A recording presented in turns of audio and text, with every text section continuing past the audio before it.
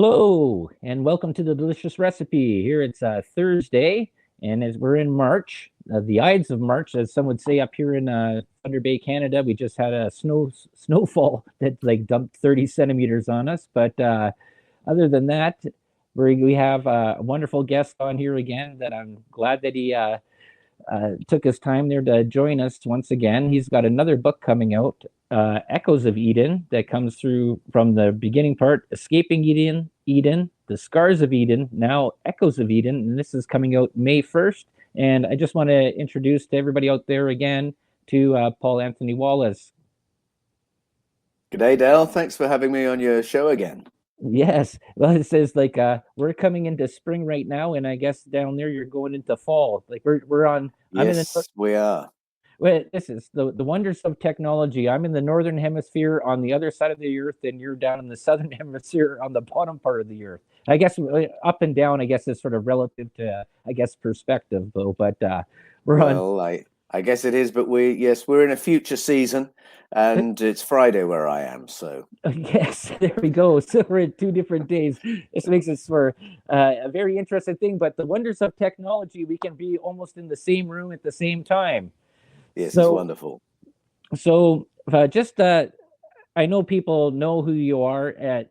Probably watched you, The Fifth Kind. I've loved watching all the stuff that goes on with that show too as well. And I've read your books, and I just started reading Laura Lee, my other half, who I guess you're going to be on there next week with. She gave me a part copy of the book. I started reading it, and it was started off super interesting, and it's a very interesting story. The beginning part, I only got a little bit in there today, and it's sort of an interesting drop in, I guess, is that if you were put into a situation, I guess the story of Troy, that you're put into this story that actually, you know what? We won't go to that part there yet. We'll leave that a little bit for a bit there. Just tell Okay, everybody, just tell everybody who you are and how you came to be. sure. Well, people know me as a writer in the field of paleocontact, and Mm. that's the theory that our ancestors in the deep past had contact with other civilizations. And I find evidences for that, particularly in our world's ancestral narratives. And my journey into that territory began in the Bible. My background is in Christian ministry as a theological educator, an archdeacon for the Anglican Church in Australia, a church doctor. And through all that time, I was teaching pastors how to interpret ancient texts, the principles of hermeneutics, it's called. And it was really through the disciplines of that subject that I started drilling down into some of the questions and anomalies from the texts of the Bible. And it was those that led me into the world of paleocontact. And once I'd gone there, I realized that the stories that had been curated in the Bible find parallels in cultures all around the world. And they present a very different story of human origins and of human potential today. And that's what I'm exploring in Echoes of Eden. Hmm. And that's sort of an interesting thing because, like you said, there's that. Even though with the different contents we have, they all sort of have this very similar story of something, how they began, whether they call it a different name or whatever, and they're gods. There could be many or few or whatever, but there's still sort of this, I guess, intervention, I guess you would say, in the uh, humans learning more than what they had. Yes. So that's right. There are memories of interventions in our planetary history, and many of our world's stories of creation out of different ancestral traditions. When you read them, you realize they're not creation stories because the planet already exists with eyewitnesses on it when the story begins. And you realize you're actually looking at an intervention to support life on Earth and to support civilization on Earth after a cataclysm. And so you find that pattern in the Mesoamerican, the Filipino, African, Sumerian, biblical stories. So that's one kind of intervention. And then there's also a memory of adaptations being made to our ancestors to upgrade them for higher intelligence and higher consciousness. then it was actually that question that when I was 11 years old really piqued my interest, because I could see there was a gap in our ability to explain ourselves as a species. From a religious viewpoint, if we're a special creation of God, how come it's so obvious we're actually just one of the animals, that we're a kind of primate? Then if we go to science for an explanation as to how come we're the alpha species on the planet, that's only explainable because of our technology, our high intelligence, and our higher consciousness, and we can't quite pinpoint where that came from. Hmm. Whereas our ancestral narratives do pinpoint it, and they say that our ancestors were developing on this planet, and then there was an external intervention to upgrade our ancestors for higher intelligence, higher consciousness, and nurture us in all the rudiments of life as a civilization on planet Earth. And it's the correlations of those stories all around the world from different cultures that had no contact with each other that first really got my attention and drew me into the topic. Yeah, and I think there's a part is that or not a part, but I've been seeing is um, through history is when they talk to these ancient or not or cultures that were there. A lot of the thing was when like these amazing structures that were built, and they're saying, well, we just it was there already. Oh, yes, certainly. When you listen to the stories of beginnings from out of Central and South America, Hmm. very often that's what the local traditional information is. These structures were here when we arrived. We didn't build this. Hmm.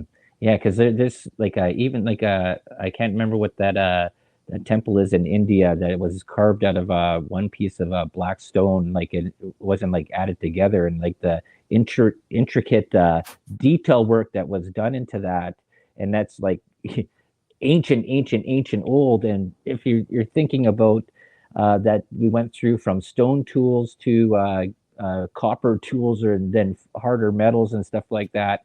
And this stone is like harder than the hardest stuff that we have there today to even do the sort of intricate work that was done in moving megalithic blocks and stuff like that, and building the pyramids. And there's pyramids all over the earth that maybe people don't realize that it wasn't just in Egypt that's the one pyramid or the set of pyramids.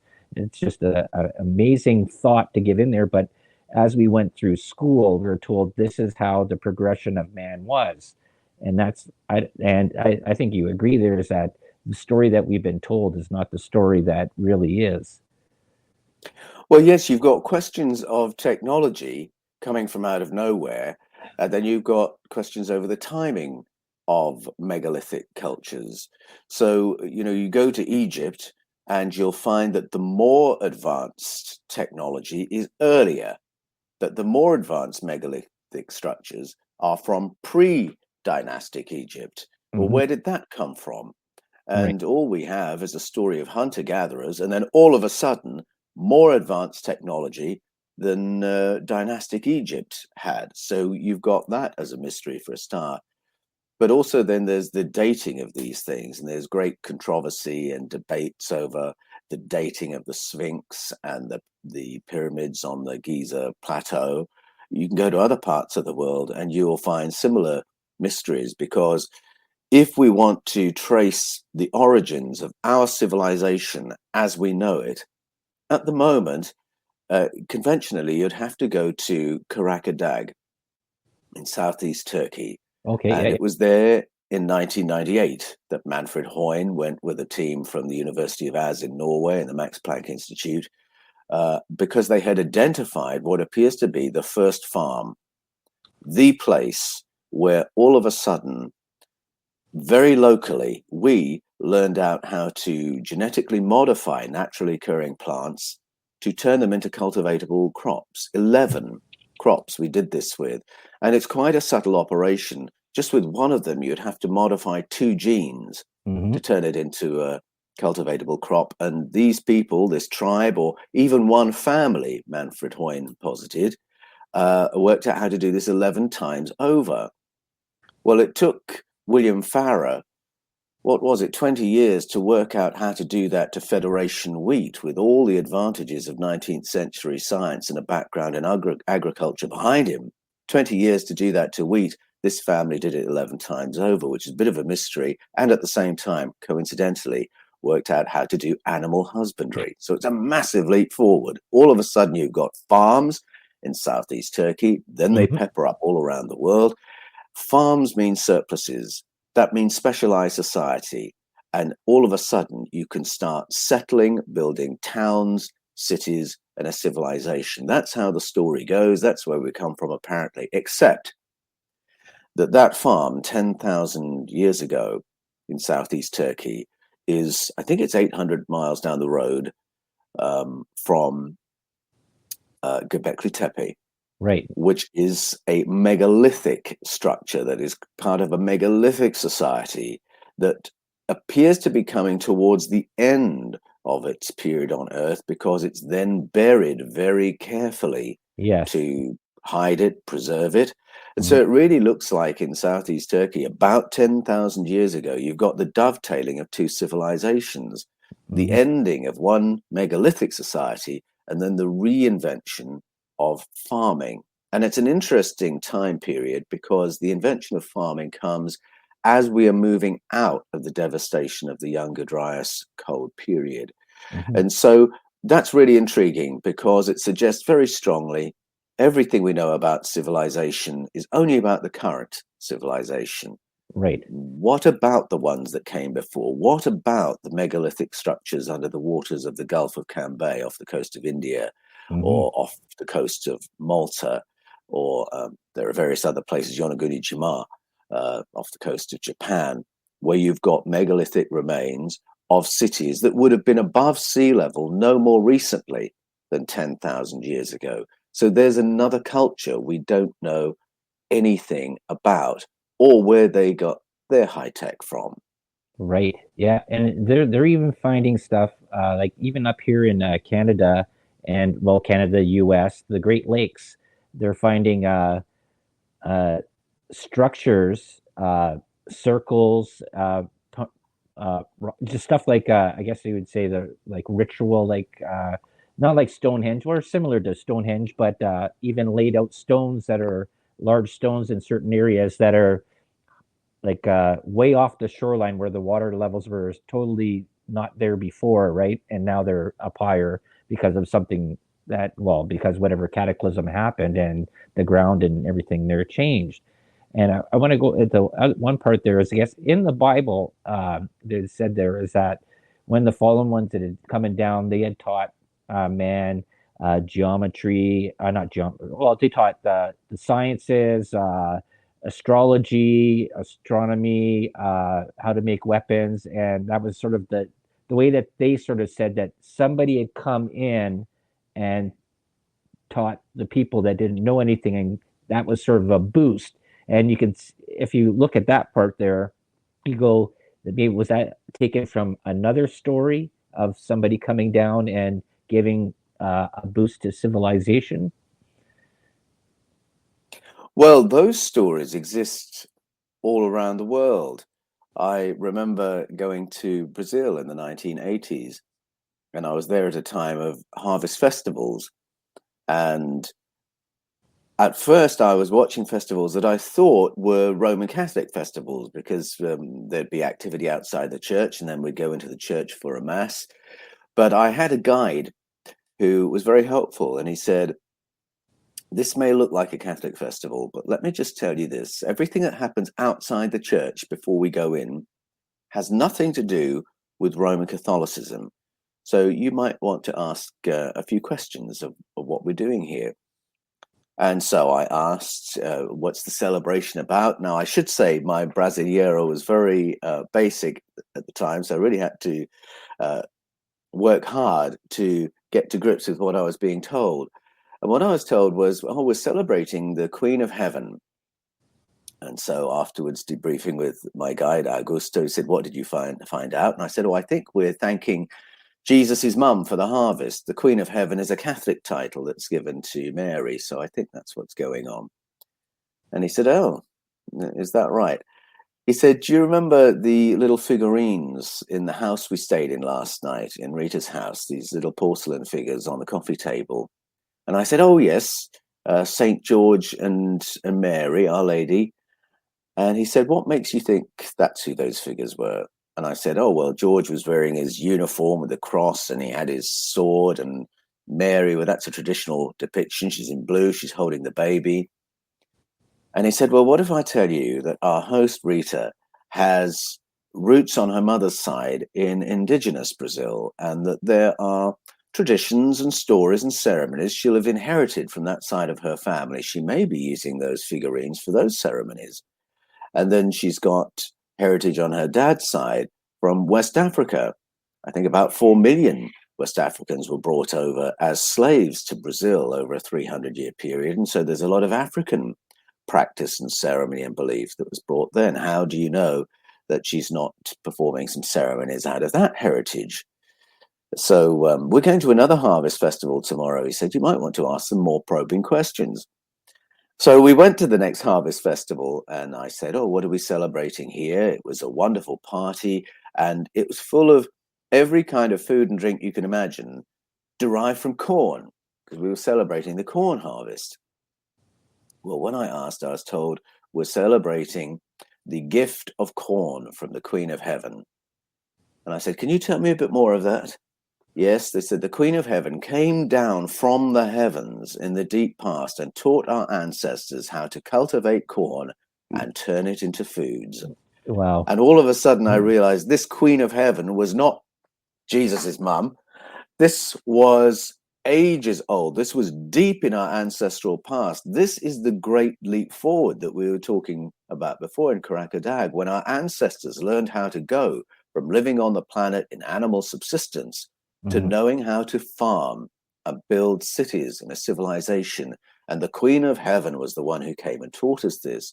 Well, many years later, I learned the stories from out of the Zulu tradition of Mbabwana Warisa, who taught the Zulu ancestors how to cultivate crops and live on the land and how to make beer. And then I find the story of Shamhat in the Sumerian story, teaching the wild man about cultivatable foods and introducing him to beer. And then you can go to ancient Babylon and listen to the story of Oannes and the Apkallu, these non-human entities who had nothing to do with the mother of Jesus, non-human entities who turn up in strange clothing and teach the ancient Babylonians ancestors how to cultivate crops, how to build cities, how to create a money system, how to create banking, legal systems, civil engineering, geometry, as you mentioned, mathematics, cosmology, all the accoutrements of civilization, the Babylonians said, came from somewhere else and were given to our ancestors in the deep past. These stories reflect all around the world. And it's a very interesting story because the story doesn't aggrandize our great rulers, our royal families. It's saying actually all this expertise came from another species, and they very kindly sat down and taught our ancestors. If you listen to the stories of Native Americans, First Nation Canadians, Aboriginal Australians, the Dogon people from Mali and West Africa, they will all tell you the same. And some of those traditions are very specific about where those helpers came from, and they're very specific that they came from off planet, and they will name the regions of space that these visitors came from to support civilized life on Earth and the story of the human race. Yeah, and I think also there to add that is that through that story is, and then they went away. And then they went away. That's right. They came, they sat with our ancestors for a while. They supported us, they taught us, they assisted us, and then they returned home to a planet orbiting a star somewhere in the Pleiades or in Sirius or in Orion. And those are the three regions of space that get the most mention. Yeah, and then there's other parts there. I think with the Hopi Indians, there is that the Ant people, they went underground into down into the center of the earth, right? So there's two Yes. parts, either Yes. internal or external. That's right. Yeah, and that comes into this whole part. There is that there's a lot of part of stories about interdimensional stargates, and I think there's certain huge megalithic structures, I guess, or certain areas around, especially I guess in South America, and that where they have these the gateway that goes through there that's got the big crack in it. I can't remember what the name of that one is right now, or the door uh, Yes. that has the key, and then at a certain time, if you have the certain key to open that, that unlocks a doorway. And then there's other ones, I guess, that were all through the Middle East that have been talked about, and Yes. conspiracy theory that there is stargates over there, and that's the reason that the U.S. went into these countries, was to go and receive these things, and in with conjunction with the Smithsonian Institute and the British Museum, and to hide all this stuff away from people. But that's all conspiracy theory. But there could be some truth to some of this stuff. Well, it's not just conspiracy theory because those stories in our ancestral narratives as well. Aboriginal Australians talk about portals, and there are sacred places in Australia that Aboriginal elders believe operate as portals, and I have friends who've had experience of those. NASA has invested millions of dollars over more than 30 years into understanding portals. And when I say understanding, I mean flying around a portal and measuring the mass of matter that is traveling through the portal, which opens and closes above planet Earth on an 8-minute cycle. So suddenly you're talking about something very objective, so Right. objective that they can fly craft around it, so objective they can measure the mass of material going into it. So there's that kind of a wormhole, which is, 30 years ago, NASA scientists were addressing the question, can we fly a craft through it? Right. What they found out since, of course, I don't know. I'm not privy to all that information, but they were already investigating that possibility 30 years ago, investing serious money into it. So there is some grounding to this topic of portals. It's not just from out of the world of science fiction. NASA has spent a lot of money trying to work out if they can artificially create wormholes as a propulsion system. And of course, that's the system iconized by the Star Trek canon, where you warp space and then you fly into the warp that you created. So that's taken very seriously by NASA. It's taken very seriously by our ancestors. And since I published Escaping from Eden, I've heard from a lot of veterans of war, particularly those who were involved in the 2003 incursion into Iraq, who've come to me and they said, what's the credibility of portals?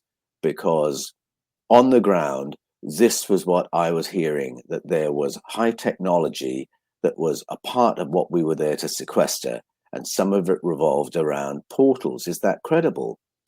And so I was able to say, have been able to say to those who've asked me those questions, well, it's credible in the sense that that's a report that's thousands of years old. It's credible in the sense that NASA invests serious money into it. And if you look for the ancestral narratives that talk about portals, they do place them in the Middle East. They place them on the Shinar Plain. They place them in what is now modern day Iraq. So if you were expecting to find portals on planet Earth, yes, you'd be in the right place geographically. So those are all reasons to take seriously that report that was a grassroots report among those who were operating in Iraq in 2003. So yes, I think there's something very interesting to pursue there. And I do go some way into that territory in Mhm. Echoes of Eden. Oh, awesome. One question before we go into the whole part of the book there. Do you think this is a theory of mine there? And I'm just wondering, do you think that there was actually many Gardens of Eden, like parts all around in the on the continent? Because this would make sense to me because of the stories are sort of similar, but they twist a little bit or it goes a little bit different. Like it just didn't start in one place out in Europe or in the Middle East or wherever because they don't know where the Garden of Eden really is. But there's been so many theories about it. But my theory is that there could have been one in Australia, there could have been one in Europe, there could have been one in China, one in South America, one in North America. There could have been like just popped up all over the place, and they all started them at the same time, like as a seeding thing to go out. Yes, I think that's very possible. So many cultures have stories of visitors from the stars coming to their specific people group, and Mhm. they will say this is where they arrived, and they may even have memorials to the place where they first met the Mhm. visitors. So that certainly suggests many visits. Um, it's for a long time been a mystery and a point of great interest to those who study paleontology, human origins, those who study early archaeology, those who study the history of agriculture. It's been a mystery how that sophisticated knowledge of farming peppered up around the planet so quickly, Mhm. and not just quickly in geological terms, but too quick for it just to have migrated as human beings moved around the planet. That's always been the feeling, the impression, and the mystery that's been studied. Mhm. And again, it is a gap in our ability to explain ourselves that becomes more easy to accommodate the moment you say, are we looking at a number of interventions? That what happened at Caracadag was repeated in South America and Central America and Right. Northern Europe and in West Africa, so on and so forth. Each culture has a memory of it, a slightly different way of telling it, but Mhm. they certainly believe it's their own story they're telling. And Mhm. so those who live near Lake Titicaca will say it was from out of the lake that the craft appeared and hovered, and it was from those craft that the people came and taught our ancestors. Other parts of the world will be equally specific. This is where we met those who came and taught our ancestors. So I'm with you, Del. I think that there was a planet-wide effort to rehabilitate civilization on Earth and nurture the human story as we know it. Mhm. Yeah, because I think about the one story there with after the great flood there with Noah, and the one son had run away right after he'd done the sin there, and he ran away. But so if these were the only people that were left after the world was flooded, he ran away and he created a whole new civilization with what female, right? Well, yes, that's right. It's one of those clues that in Genesis you've got a selection of stories of beginnings that have been put side by side, Hmm. a whole sequence of stories of beginnings. And as soon as you recognize that, it makes sense of a lot of jumps in the story. A jump that any child recognizes when they read through even a children's Bible is when you get to the story of Cain and Abel, because by that point, only four human beings have been mentioned: Adam, Eve, Cain, and Abel. And when Cain is exiled from the land of Eden, Hmm. he's terrified of the people who are going to find him and kill him. Well, what people? Exactly. Who? And then who? And then who do the boys marry to create human society?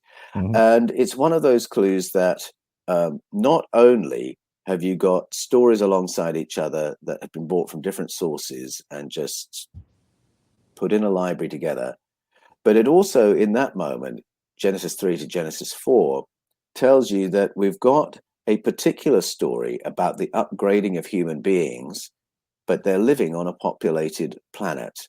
Right. And that really does reflect what I think books like the Popol Vuh, the Mayan story of origins, or the Sumerian story of origins, or the biblical stories, when translated in the way I argue for, they are actually recalling a time when human-like beings were modified so that we could be a workforce for our Mhm. colonizers. And it meant that we had close relatives living outside these controlled zones who were unadapted. And Mhm. these were the people that Cain was terrified of. So there are all sorts of little clues in there to tell you that there's a whole lot more going on. There are more kinds of human being on the planet, which we've discovered, of course, in the recent generation through the fossil record. And it takes us back to the drawing board to ask from scratch, okay, what did happen? Where did we come from? What was going on? Yeah, because that's the whole thing is I get well.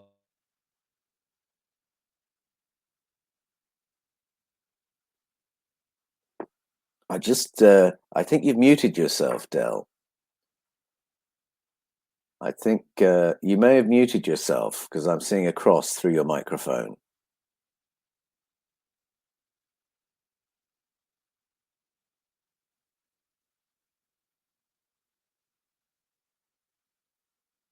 Okay.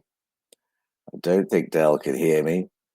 I'll try tapping it into the notes to clarify.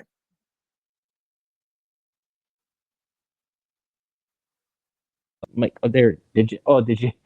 Sorry, I lose I you think you there, muted or I yourself. lost myself, I guess. You did.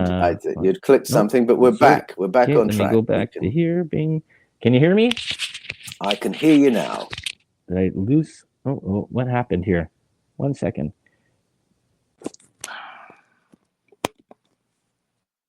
More private chat. You have muted yourself. Camera, guess more. Can you hear me yet? No? Yes, Just yes, one we're loud and second. clear. What I'm going to have to do here.